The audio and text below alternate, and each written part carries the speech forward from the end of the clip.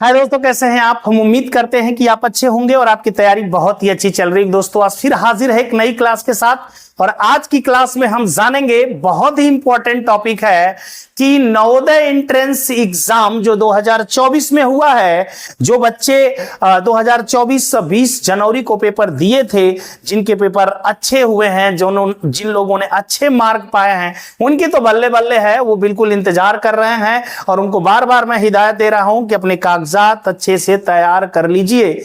जिन कागजात की बेहद जरूरत आपको पड़ेगी और कितनी जरूरत है और अभी आप जानेंगे वीडियो में आगे। और दूसरी चीजें, आज मैं इंपॉर्टेंट बात उन बच्चों के लिए करने वाला हूं जिनके की कम नंबर हो, जिन्हों के कि ये लग रहा हो, अधिक नंबर भी ये लग रहा हो कि मैंने कहीं रोल नंबर सही नहीं भरा है, कहीं मैंने रंगने में गलतियां कर दी हैं। अगर उनको ऐसा लग रहा है तो उनके पास एक सुनहरा मौका है कि हम क्लास 6 में एडमिशन पा जाए। क्लास 6 में एडमिशन पाने का एक और सुनहरा मौका उनके पास है और वो सुनहरा मौका लेके आया है सीएचएस, सेंट्रल हिंदू स्कूल विद्यालय, जो कि बनारस में है। वो आपको ये सुनहरा मौका लेके आया है। मैं इसी पे बात करने वाला हूं और मैं आज आपको बताने वाला हूं कि नवोदय में आपको कितनी फीस लगती है और साथ में भी बताने वाला हूं कि सीएचएस का फॉर्म कब आ रहा है, सीएचएस के पेपर कब होने वाले हैं, सिलेबस क्या उसका है, क्या क्या आएगा, कितने क्वेश्चन होंगे और कब रिजल्ट आएगा, कब इसका एडमिशन होगा और इसमें कितनी फीस लगती है। आप कहां पे अडॉप्ट कर पा रहे हैं, आप अडॉप्ट कर पा रहे हैं कि नहीं कर पा रहे हैं, उस फीस में अपने बच्चे को वहां पे एडमिशन दे पाएंगे या नहीं दिला पाएंगे, ये सारी बातें हम करने वाले हैं। तो आइए स्टार्ट करते हैं आज की क्लास और पहले जानने की कोशिश करते हैं सीएचएस को लेकर के जानकारी लेते हैं। तो हम आपको बता दें सीएचएस को लेकर के जो जानकारी हमारे पास है, वो जानकारी आपकी ये है कि सीएचएस का जो फॉर्म है वो मार्च के स्टार्ट में आएगा। फॉर्म सीएचएस का जो फॉर्म है, ये सीएचएस का जो फॉर्म है, ये फॉर्म आपका आएगा मार्च शुरुआत में, मार्च फर्स्ट वीक में, मार्च के शुरुआत में कह सकते हैं कि ये फॉर्म आ जाएगा। शुरुआत में ये फॉर्म आ जाएगा, मार्च के फर्स्ट वीक या शुरुआत में कह सकते हैं कि ये फॉर्म आपके आ जाएंगे। ठीक है, यहां पे थोड़ा सा इंक गड़बड़ हो गया, तो सीएचएस के फॉर्म आपके आ जाएंगे शुरुआत में मार्च के।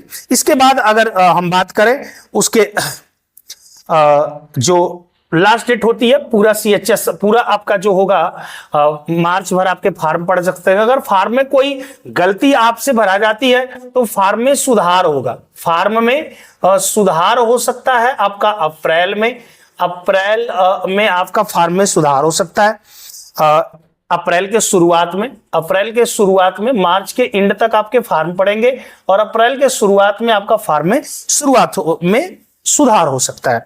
इसके बाद आपका जो इसके पेपर की बात होती है, एग्जाम डेट की बात होगी, जो पेपर इसका कब होगा, जो एग्जाम डेट इसका है, एग्जाम डेट आपका इसका जो होता है ये अप्रैल के लास्ट में होता है। कब होता है?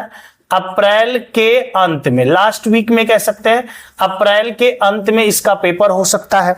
अगर इनकी रिजल्ट की बात करें, सब पहले से इसमें घोषित होता है कि रिजल्ट आउट कब होगा इसका, तो रिजल्ट आउट इनके हो जाएंगे फर्स्ट वीक में। कौन सा फर्स्ट वीक भाई? जून का फर्स्ट वीक, जून के फर्स्ट वीक में इनके रिजल्ट आपके आ जाएंगे।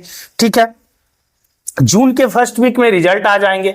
इसके बाद इनकी काउंसलिंग हो जाएगी, इनकी काउंसलिंग जो हो जाएगी इनकी, वो काउंसलिंग आपकी हो जाएगी, इसका जो होगा वो जून का लास्ट वीक होगा आपका। अंतिम सप्ताह जो जून का होता है, लास्ट वीक जून का जो होता है, उसमें हो जाएंगे इनके क्या?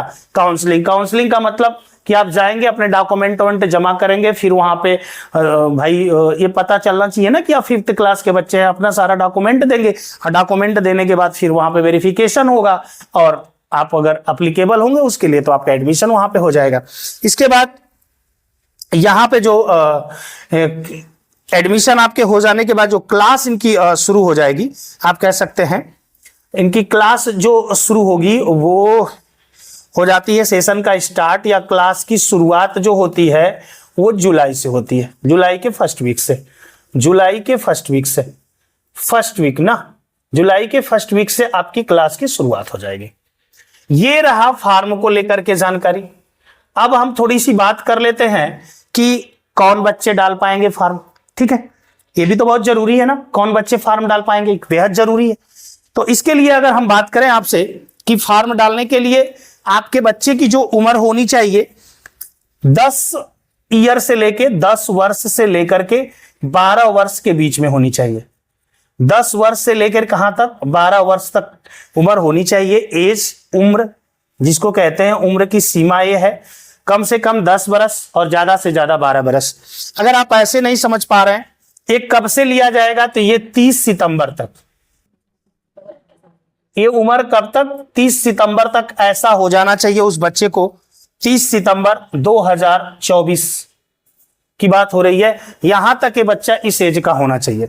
अगर इस पे भी नहीं समझ में आ रहा है तो इसके डेट ऑफ बर्थ में अगर आप जाएं तो इसका डेट ऑफ बर्थ 30/9/2008 से 30/9/2010 के बीच होना चाहिए। जिस बच्चे का आप फॉर्म अप्लाई करना चाहते हैं उसकी एज 30/9/2008 से 30/9/2010 के बीच होनी चाहिए। एक क्लियर है, इसको ध्यान से देखिएगा। मिनिमम मैक्सिमम दोनों बातें आपके सामने क्लियर है। इसके बाद अगर एग्जाम की बात करें तो एग्जाम आपका जो होगा वो ऑब्जेक्टिव एग्जाम होता है, बहुविकल्पी क्वेश्चन जिसमें 4 विकल्प दिए जाते हैं। जो सही होता है उस पर टिक लगाते हैं, वो या मार्कशीट मिलती है उसमें वो वाला जो विकल्प सही है उसको रंग देते हैं, जैसा नवोदय में हुआ था। यहां पर जो आपका होता है वो या मार पे आपके पेपर होता है। इसके बाद अगर पेपर की बात करें तो पेपर में आपके टोटल 100 क्वेश्चन आते हैं। पेपर में कितने क्वेश्चन आएंगे, 100 क्वेश्चन आएंगे। एक क्वेश्चन 5th लेवल का होगा, कहते तो 5th ही लेवल का है, बट 5th लेवल का होता कहां, नवोदय का क्या पेपर 5th लेवल का होता है। लेकिन अब भाई जो कह रहे हैं वो सुनिए। अब इस सिलेबस यहां पे थोड़ा सा नवोदय से अलग होगा। यहां पे आपकी इंग्लिश आएगी, क्या आएगी, इंग्लिश। ओके, यहां पे आपका हिंदी आएगा, यहां पे आपके लिए मैथ्स आएंगे। ओके, यहां पर आपके लिए सोशल साइंस आएगा, सोशल साइंस कहने का मतलब सामाजिक विज्ञान ना। इसके बाद आपका जनरल साइंस आएगा, जनरल साइंस क्या आएगा भाई, जनरल साइंस मतलब समझिए अंग्रेजी, हिंदी, गणित, सामाजिक विज्ञान, विज्ञान, इतने सारे पार्ट से मतलब 1 2 3 4 5 सेक्शन से आपके क्वेश्चन पूछे जाएंगे। नवोदय में कितना सेक्शन था, 3। कंपटीशन होगा भाई, मैंने पहले बोला जो 80+ है वही दावेदार हैं इसके। अगर कहीं नहीं नवोदय में होता है ना, फॉर्म डालो, यहां एडमिशन लो, कंपटीशन यहां से ज्यादा होगा, वहां मजा आएगा पेपर देने में। आपको दिखाओ जज्बा कि आप में वो हुनर है। रंगने में गलती कर दी ना नवोदय में, ऐसी गलती मत करना है। आप दिखाओ कर सकते हैं, किए हैं, बट रंगने में थोड़ी गलती हो गई है ना। पापा को निराश ना करो, अभी मौका है आपको। आ जाओ, फॉर्म अप्लाई करो मार्च में और फटाक दे एडमिशन पाओ ना। उदास ना हो, मंजिल मिलेगी, इच्छा जगाओ बस अंदर से। ये तो रहा वो फॉर्म जो आपकी इज्जत बचा सकता है। अगर आपने कहीं गड़बड़ कर दिया है तो इस फॉर्म को भरिए और CHS में अपने एडमिशन पाइए, वो भी हाई रैंक पे। क्योंकि फीस भी लगती है और हाई रैंक पे होंगे तो हॉस्टल मिलेगा। इसलिए मन लगा के मेहनत करो और मेहनत करके पेपर दो। अब बात में आ गई रोकड़ा की कि किसमें पैसा ज्यादा लगता है। पैसे की वजह से ही तो हम भागते हैं। हाँ, पढ़ाई दोनों जगह बहुत ही अच्छे लेवल की होती है, इसमें नो डाउट। बट पैसा कहां कितना लगता है इस पे हम अभी बात करेंगे, और आप अपने अनुसार चुनिएगा कि मेरे बच्चे को सीएचएस में जाना चाहिए कि नहीं जाना चाहिए, या मेरा बच्चा नवोदय में है तो ठीक है। सारी चीजें अभी पता चल जाएगी कि नवोदय में कितने फीस लगते हैं, सीएचएस में कितने फीस लगते हैं। आइए बात करते हैं, आइए दोस्तों बात करते हैं। देखिए वीडियो थोड़ी बड़ी हो रही है, लेकिन ध्यान दीजिएगा, पूरी जानकारी लेना पड़ेगा तो थोड़ा टाइम देना ही पड़ेगा, तो थोड़ी टाइम दीजिए और हम बात करते हैं, क्योंकि ये क्वेश्चन आप ही के द्वारा कमेंट में पूछा गया था। पिछली वीडियो पर अपना बहुत सारा प्यार आप दे रहे हैं, ऐसे ही इसको भी देखिए। और किसी भी चीज पे आपको नॉलेज अगर चाहिए, जानकारी चाहिए, तो बिल्कुल बताइएगा, हम पूरी कोशिश करेंगे आपको सही जानकारी पहुंचाएं। तो आइए स्टार्ट करते हैं, नवोदय की बात करते हैं। नवोदय में पहले बात करते हैं 6 to 8।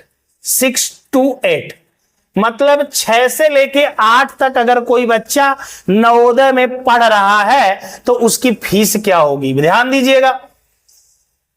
6 to 8 वो बच्चा चाहे वो किसी कैटेगरी का हो, जनरल का हो, ओबीसी का हो, एससी का हो, एसटी का हो, या फिर आपका जो दिव्यांग हो, किसी भी प्रकार का बच्चा हो, 6 to 8 लड़की हो या लड़का हो, सबकी फीस शून्य लगती है। कोई फीस नहीं लिया जाता है, ना पढ़ने का, ना रहने का, ना खाने का, कोई फीस नहीं, ना कॉपी का, ना कलम का, कोई फीस नहीं। आइए इसके बाद क्या बात होती है, इसके बाद यहां पे बॉयज हो या गर्ल्स हो, दोनों की बात है, किसी से फीस नहीं ली जाती है। एक बात मैं क्लियर कर दूं यहीं पे, गर्ल्स की तो मैं बात ही ना करूं ना। गर्ल्स 6 to 12 मतलब यहां पे आप, मैं लिख ही दे रहा हूं यहां पे कि गर्ल्स के लिए आप बात ही ना करो तो ठीक है। 6 to 12 तक मैं गर्ल्स की बात कर लेता हूं, कोई फीस नहीं, चाहे किसी कैटेगरी की हो, चाहे उसके घर कोई सरकारी नौकरी करता हो, किसी भी प्रकार का हो, कोई फीस नहीं लगेगी अगर वो लड़की है, चाहे जनरल की हो, चाहे ओबीसी की, चाहे एससी की, चाहे एसटी। 6 to 12 क्लियर है, तो लड़कियों के लिए तो बड़े बल्ले बल्ले हो गए। अब बात करते हैं 9th to 12 किसके लिए बच्चे, कौन, गर्ल्स की तो बात खत्म, बॉयज के लिए। कौन से बॉयज होंगे, ये बॉयज होंगे एससी या एसटी। एससी एसटी, साथ में ओबीसी, जनरल, कौन वाले भैया, बीपीएल, कौन, बीपीएल कार्ड। इसीलिए कहा जाता है कि अपने आय प्रमाण पत्र बनवा के डालिए ना। अब देखिए यहां पर इतनी सारी बॉयज होने चाहिए और ये सारी कंडीशन, एससी का हो, एसटी का हो, ओबीसी और जनरल हो, उनके पास बीपीएल कार्ड यदि हो, गरीबी रेखा से नीचे वाला, तो इन सबका जो फीस है 0 रुपया लगेगा। कितने रुपए, 0 रुपये। क्लियर है। अब भाई मामला सर जी आप ये कर दिए कि फीस तो अभी तक बताए ही नहीं, लगेगा किसका। अब आओ बताते हैं। ओबीसी का वो बच्चा जिसके पास एपीएल कार्ड हो, जनरल का वो बच्चा जिसके पास एपीएल कार्ड हो, 9 to 12 भाई, 6 to 8 तो फीस लगनी ही नहीं, 9 to 12 इनकी फीस 600 रुपया लगेगी पर मंथ, पर महीने 600 रुपया आपको फीस देनी पड़ेगी। किसको भाई, ओबीसी एपीएल कार्ड और जनरल एपीएल कार्ड। और एक कंडीशन है, उस कंडीशन को भी समझो आप। अब यहां पे ओबीसी का ही बच्चा है, जनरल का ही बच्चा है, गार्जियन सरकारी कर्मचारी हैं, सरकारी कर्मचारी हैं, या इनकी इनकम ज्यादा है। ध्यान दीजिएगा, जब कोई सरकारी कर्मचारी होता है तो उनके बच्चों के लिए सरकार अलाउंस करती है धनराशि शिक्षा के लिए। अगर सरकार के द्वारा अलाउंस की गई राशि 1500 से ज्यादा, 1500, 2000, 4000 कुछ भी हो ना, 1500 से ज्यादा हो तो यहां पर 1500 रुपया देना पड़ेगा। 1500 से ज्यादा 2000, 4000, 6000 जो भी हो, लेकिन 1500 रुपया। अगर 1500 से कम है, 1000 हो मान ला, तब 600 रुपया ही देना पड़ेगा। सरकारी कर्मचारी के बच्चे अगर पढ़ रहे होंगे उनको मैक्सिमम 1500 चार्ज करने हैं। अगर अलाउंस मिल रहा हो, उनको धनराशि मिल रही हो 1500 या उससे ज्यादा तब, वरना उनको भी 600 ही देना पड़ेगा। क्लियर है? यहां पे कोई डाउट नहीं है? डाउट होगा तो कमेंट जरूर करिएगा, और अच्छा लग रहा है तो लाइक कर दो। मेहनत करके आपके लिए बताया जा रहा है। आगे आते हैं, अब किसकी बात करते हैं प्यारे? अब बात यहां पे, मतलब यहां पे मैक्सिमम 1500 पर मंथ है, ध्यान देना, पर मंथ। ये हो जाएगा 1 साल का 7200 रुपया। यहां पे ऐसे देख लोगे तो 18,000 ना, कितना हो जा रहा है? 18,000, ये 7200, मैक्सिमम 18,000, कम से कम कितना? 7200 रुपया। ठीक है, ये बात समझ में आ गई। आओ अब सीएचएस के लेवल पे बात करते हैं। सीएचएस क्या कहता है? सीएचएस कहता है भैया 6 to 12 सबके लिए कहता है कि भैया मैं 5,000 रुपया पर ईयर लूंगा 1 साल का, लेकिन ये क्या है? केवल पढ़ाई के लिए इतना लूंगा, ये पढ़ाई का खर्च है। सीएचएस कहता है 1 साल का 5,000 रुपये से जनरली आप 6 में हैं तो मान लीजिए 3-4 हजार में भी काम चले जाते हैं, तो मैक्सिमम ये 5,000 है 6 to 12।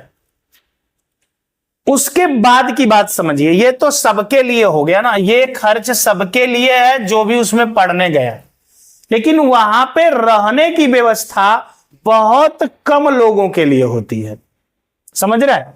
मतलब टोटल 6 to 8 मिला दिया जाए तो लगभग 110-20 बच्चे होते हैं। मतलब हर एक क्लास से 10-12 बच्चे ही लिए जाते हैं, 20 बच्चे जो भी हो। इसका मतलब जब पेपर देंगे, जो टॉप पे बच्चा होता है उसी को हॉस्टल मिलता है। क्या मिलता है? हॉस्टल मिलता है। हॉस्टल जिनको मिलेगा उनके लिए लगभग 2800 क्या पर मंथ खर्च आएगा खाने का। ठीक है, पर मंथ खाने का वहां पे खर्च आएगा। और हॉस्टल मिला है तो 15,000 सालाना रहने का। ठीक है, खाने का 2800, रहने का 1500, और भी खर्च इसमें 2800 से थोड़ा कम थोड़ा ज्यादा भी हो सकता है। मतलब अब यहां पे ये तो मंथली है और ये तो सालाना है, तो गुणा अगर करें तो 12 सुनाई सुन्ना, 12 सुनाई सुन्ना, 12 बट्ठे 96, 12 दूना के 24 और 36 3 33, और ये 15,000। ठीक है, 5,000 यहां पे, 15,000 यहां पे, 20,000 और ये 33 है ना, जोड़ देंगे तो कितना हो जा रहा है? इसको थोड़ा सा आप जोड़ लीजिए। 15,000, ये 5,000, ये जो पढ़ने का खर्च है 20, और ये हो जाएगा लगभग 53,600। कितना हो जा रहा है? 53,600। लगभग इतना खर्च आपका जा रहा है। किसका जा रहा है भाई? जिस बच्चे को हॉस्टल मिल गया है। जिस बच्चे को क्या मिल गया प्यारे? हॉस्टल मिल गया है। वरना ध्यान दीजिएगा, वरना आप अगर बाहर रहते हैं, बाहर रहने का जो चार्ज है, ये वाला चार्ज आपका तब गड़बड़ हो जाएगा। 5,000 तो आपको साल में पढ़ने का देना है, लेकिन बाहर अगर रहेंगे तब समझ लीजिए लगभग 5,000 से ज्यादा ही आपके खर्च आएंगे। क्या? रहने का और खाने का। रहने का, और ये तो मैक्सिमम मैंने बता दिया वहां पर 53,600। अगर बाहर रहते हैं तो 5,000 से ज्यादा ही खर्च आएगा रहने का प्लस खाने का। और 5000 मैं मिनिमम मान रहा हूं। अगर इसमें 12 का गुणा करूं तो ये हो जाएगा 60,000 और 5000 ये जोड़ लूं तो हो जाएगा 65,000। मतलब आप समझ पाए क्या? यहां पे क्या स्थिति है? 7200 रुपया मैक्सिमम और मिनिमम। मैक्सिमम 18,000 रुपया और मैक्सिमम 18,000 और मिनिमम कितना? 7200 रुपया आपके खर्च है। वो भी किनके? कुछ लोग हैं, बच्चे हैं, लड़कियां तो है नहीं। इसमें लड़की हो चाहे लड़का हो, सबके लिए यही है। थोड़ा बहुत कम हो जाएगा इस पढ़ाई में, क्योंकि 6-7 का रहेगा, 8 तक तो 3-4 हजार ही लगेंगे। लेकिन ये रहने वाला यहाँ पे खर्च की समस्या बढ़ जाती है। और अच्छा रैंक पे है बच्चा तभी हॉस्टल में, वरना बाहर आपको लेना पड़ेगा हॉस्टल, रहने की व्यवस्था, और इसका होगा चार्ज बहुत बड़ा। समझ पा रहे हैं आप? तो फीस दोनों जगह ठीक ठाक है, रहने की व्यवस्था इसमें है, इसमें नहीं है। तो मुझे जितनी जानकारी मैं ला सकता था, जितनी जानकारी मैं पता कर सकता था, आपको बिल्कुल ऑथेंटिक, बिल्कुल सही जानकारी देने की भरपूर कोशिश की है। आपको वीडियो कैसी लगी हमें कमेंट करके जरूर बताइएगा, और नेक्स्ट वीडियो किस चीज पे चाहते हैं वो भी बताइएगा। और बहुत जल्द इसी चैनल पे मैं आपको नवोदय, सीएचएस, सैनिक, विद्या ज्ञान सभी के लिए मैथ प्लस रीजनिंग और प्लस जीके जीएस या फिर हिंदी, जो भी सिलेबस उनके हैं, सारी क्लास लेके आने वाला हूं। बहुत बेसब्री के साथ इंतजार करिए, आपको क्लास बहुत अच्छा लगेगा, मुझे पूरा यकीन है, क्योंकि पीछे भी मैंने जिनको भी पढ़ाया है, खास तौर से मैथ बहुत ही अच्छा, जिससे आपको डर लगती है वो मैं बिल्कुल आसान कर दूंगा। तो आज के लिए इतना ही, नेक्स्ट क्लास में मिलेंगे। जय हिंद दोस्तों।